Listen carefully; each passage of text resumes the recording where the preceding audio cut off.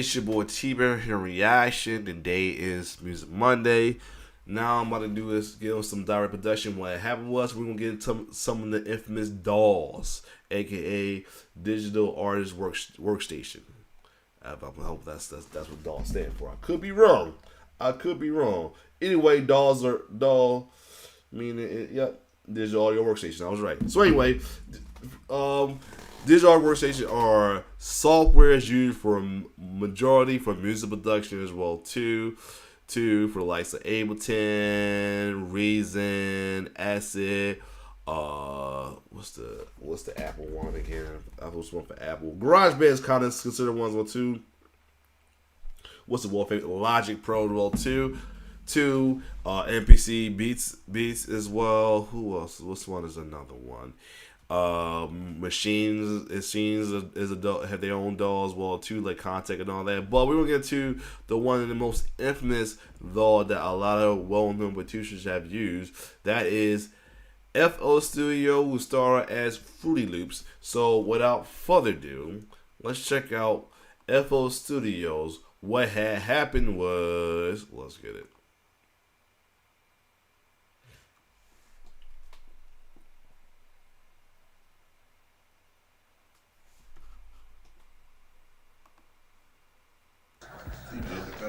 Knife. Best Buy could. Oh, mad. My MERS. niggas is mad because they had Fruity Loops on that machine for about 6-7 years and didn't know it could do all that. Didn't know they could You know what I'm saying? fire. What's up? You got your boy Direct, aka Native Shades, reminding you to like and subscribe, cause today we're gonna be talking about FL Studios. What had happened was, what would you say if I told you, especially all y'all in FL Gang, everybody in FL Gang right now, what would you say if I told you the reason you're FL Gang is because of none other than Hove himself, Jay-Z? I think you know where we're going with this. So FL Studio came out around 1997, 1998. And when FL Studio dropped, you know, there wasn't that many DAWs out. You know, you had Pro Tools. You might have had a Pro Tools is another one.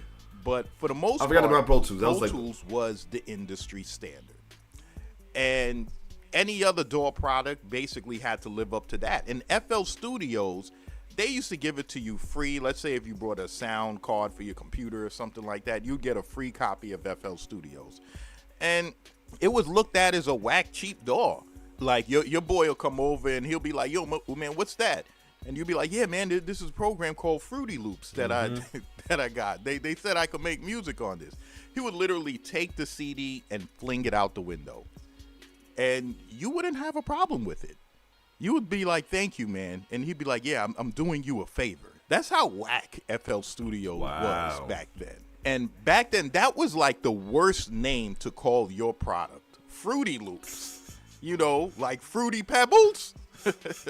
Fruity Loops. Come on now.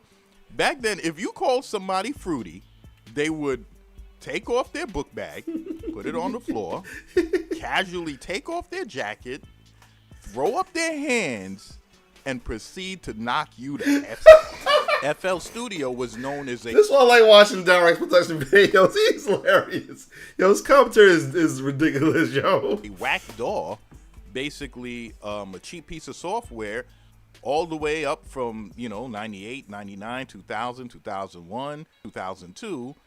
And then something happened. Somebody decided to fade to black.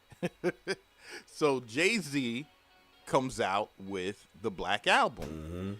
And Questlove lets Jay-Z know about an artist, producer called Ninth Wonder. Jay-Z lets Ninth Wonder hear Change Clothes, Public Service Announcement, Dirt Off Your Shoulders, and another track on the Black Album. All classic tracks on the Black Album. He let him hear it on purpose to just let him know the quality that he's dealing with right here. And he says, I want you to make a beat for me. I want you to use the R. Kelly's A Woman's Threat track, and I want you to sample it. So Ninth Wonder's like, all right, no problem. Jay-Z's like, yeah, I'll be back in 25 minutes. So Jay-Z leaves the studio, Ninth Wonder breaks out the laptop and starts getting busy. He says he didn't have time to, time stretch and figure out all that stuff. So he had to do time stretch the manual way. Just like the video I did on the manual time stretching. He had to do it the manual way and basically squish the two parts together to speed up the track. Because Jay-Z said, the original track of R. Kelly's A Woman's Threat is a slow track. Jay-Z said he wanted a New York bounce, meaning that he wanted the Impeach the President drums, those drums and that track. So Ninth put it together. Ninth basically put it together. Jay-Z came back 25 minutes later, and he listened to the track and he said, yeah, no, this is it. This is it. Ninth Wonder had the hardest track on Jay-Z's Black Album. Now, as a producer with the hardest joint, people is like, yo, it stands out. Everybody else's track is, Pretty Boy or club joints. No, Ninth Wonder had the street track. So Cass is like, okay, well, who's this cat Ninth Wonder? Who's he? Okay, he got a group, Little Brother, da-da-da-da. Okay, what's he about? So in interviews, they're like, hey, man, yeah, that was really dope what you did on that beat Threat. What equipment do you use? So Ninth Wonder goes, I use a program, Fruity Loops. And people's like, what? Wait, you mean you use an MPC along with an SP1200 and then you do a little something on Fruity Loops? Ninth Wonder was like, no, I just use Fruity Loops. So this blows everybody away. They're like, wait, Ninth Wonder, the guy that made the hardest song on Jay-Z's Black Album, you use Fruity Loops to do that? And he's like, yeah. And like he said, a bunch of people had this joint on their computer and they just never used it or tried to figure out how to use it. And now that shit is expensive as hell to get now. That's funny. But ever since then, let me tell you something. FL Studios, Fruity Loops sales went through the roof. People was getting Fruity Loops left and right. To the point the company said, hey man, it took us 5 years for us to start making real money off of this product because everybody was hacking it. We were getting hacked left and right, but people were buying it. People were hacking it. People was getting Fruity Loops anywhere they can. What made Fruity Loops so attractive was the story of Ninth Wonder at the time, because here you have a new producer that uses what's considered a whack piece of software to make incredible music. You know what I'm saying? Because back then they used to tie dope music with a dope piece of gear. So he basically killed that whole philosophy and said, no, you can make music with anything. Yep, he's one. He's all about the hardware with like the Machine and MPCs, all of that as well too.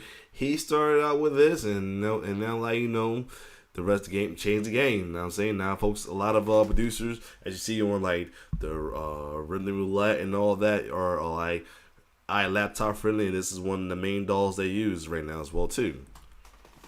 So man, people was rushing buying Fruity Loops. People was like, that was new to making beats, was like, yo man, I'm trying to make beats, man, and I want to use Fruity Loops. So boom, every new producer started running and getting Fruity Loops. Yep. And I think that was a good thing, but it was a bad thing in a way too, because that ushered in almost a war between the legendary boom bap. Because a lot of folks that use Fruity Loops, majority of them are doing with trap as well too. Wasn't that many that use Fruity Loops for boom bap? They did. It was done. Ninth Wonder did it, but majority of them that use Fruity Loops using it for trap. Is like the dolls are like trap music is like definitely the main people that do trap mainly do on dolls, because it's like with trap music, I struggle with dolls as well too. It's easy to make a trap joint on a doll. I'm gonna tell you that right now. I can tell if you know what you're doing, it's gonna be easy as well too to make a trap joint on a doll for real. I mean, App guys, and the new skinny jeans Fruity Loops guys. You know what I'm saying? Because as time went on, every new producer started jumping on Fruity Loops, and everything started to change. Styles started to change. Trap music started to just, explode. And as far as a trap producer's weapon of choice was most likely Fruity Loops back then. That was leading the surge of trap music. And the boom bap guys, they was like, oh, okay, these beats, I mean, y'all just got a bunch of hi-hat rolls all over the place, and the artists ain't really saying nothing. While the FL Studio producers and the trap guys was like, yo, man, we making money. That's true, they are. These new FL Studio producers. And I mean, it's because you see, the main thing is they got a good sequencers. Like, making a good trap on a sequence is pretty like simple. You know what I'm saying? Just making it, try to, you know, make it sound real good is the key, is kicker. But a simple beat trap beat is all you need is a sequencer. I noticed that as well too. We're making money. This was the first time, I think, in, you know, the music industry that you didn't have to be in the music industry to make good money with music. They were selling their beats on the internet. Yep. They was putting their beats, doing all types of stuff. You know what I mean? Selling, you know, 10 beats for $30 and everything like that. You might laugh, but it started blowing up. Started blowing up, and it got to a point where Fruity Loops actually dethroned Pro Tools as the industry standard. Yep. For years, Pro Tools held the keys to the gate. Pro Tools was the gatekeepers saying, listen, this is the industry standard. You could not go into a studio and not know how to use Pro Tools. Fruity Loops dethroned them as that. Fruity Loops said, nah, you don't need no industry standard no more. We doing what we doing. Now you had FL guys going to a studio now, skinny jeans and all, tight hoodies and all. They'll walk up in the studio and they're like, yo, they'll see some a Pro Tools rig and they'll be like, hey man, what's this Pro Tools rig doing up in here? You guys are old heads or something? What's going on here? And the guys will be like, no man, we just keep this Pro Tools thing here just for decorations, man. It's like furniture, man. You know, we got a couch here and we got Pro Tools here. We don't use it, man. They're like, oh, okay, thought so. All right, ring up FL, man. We got 20 hi-hat packs to go through. Let's go. FL Studio's piano roll is one of the best piano rolls in any DAW. And it's because of how quickly you can just start manipulating it and moving around on that piano roll. Like a lot of DAWs, it's not as tight as FL is. You know what I'm saying? You might go up an octave or something like that and you miss your point and you're not sure where you are. You're not sure where you are in the piano roll. And FL is so tight and contained that you know exactly where you are at all times on the piano roll. And it has quick editing features that lets you edit everything quickly, like quickly chop.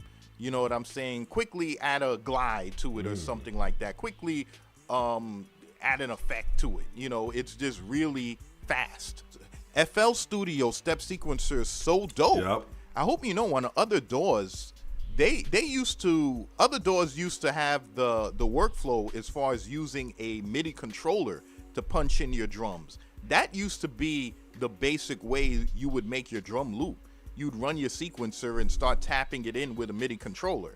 FL Studios, their step sequencer is so tight that you don't need a MIDI controller to make a beat real quick on FL Studios or to get it in. Their step sequencer is so good that that's all you need. A funny thing happened with FL Gang.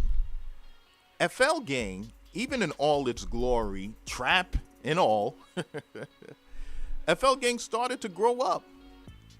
FL Gang started to become the old heads. FL Gang started to hit 30. Now the younger generation looks at FL Gang as like the old heads. True. So it's kind of like the pendulum done switched. Yep. And it's funny And in that regard. FL Next week you'll see who became the new kid on the block. Gang is now starting to kind of flirt around with some of the vintage gear now. They're starting to make some money now. They got good jobs, good careers. Like I said, Now they're looking back at some of this vintage gear. NBCs, Let me jump on this FDs. ASR-10. My favorite producer, Knots, used it. Let me see what's up with it. Yep. You know what I'm saying? He's on NBC now. Oh, yo, and I Machine. love them Arab music beats on the 2500. Let me see what's going on with that. So FL Gang is getting older, and now they're like, hey, some of this vintage gear that we was fronting on for all these years, we could pretty much afford it now. That's true. So let's pick it up and see what it is, see what's good. And at the same time, the boom bap guys, the legendary boom bap guys that were stubborn and stuck in their ways, are now starting to say, you know what? Let me see if I could flip my equipment to make trap music or drill music and see what's good with it. And they're now implementing more of the trap stuff or the drill stuff in their music. They're like, you know what? I think my MPC 4000 could do some of these legato glides. Let me see what's good with this. So it's funny how things just change full circle. You know what I'm saying? But I know one thing. FL Studio owes Ninth Wonder a check. You know what I mean? But that's FL Studios. What had happened was... So this is your boy, Direct, cool. a.k.a. Do you Native. have it? Do you have it, though? FL Studio. I mean, the doll that was overlooked and now became the top industry doll for a lot of producers. A lot of producers still use it as well, too. It's like on Rhythm Roulette, though, as well, too. And also helped... But some new kids in the blocks has come, too. One of them I will be checking out next week. I'm all free to do it, though. Other than that, though, if you like my reaction, but yeah, FL Studio, because of that, we spawned a lot of. If there's a lot of other dolls, came on like the one I'm gonna check out next week, I won't tell you that. But other ones, including as well as Serato Studio as well too. But other than that, if you like my reaction, like, share, subscribe my YouTube channel. Shout out to Direct Productions as well to his knowledge and funny commentary about every day of our favorite equipments or doll softwares that help us that became the industry standards for a lot of production of some of your favorite producers well through the years. So it's your boy T-Bear signing off. One love.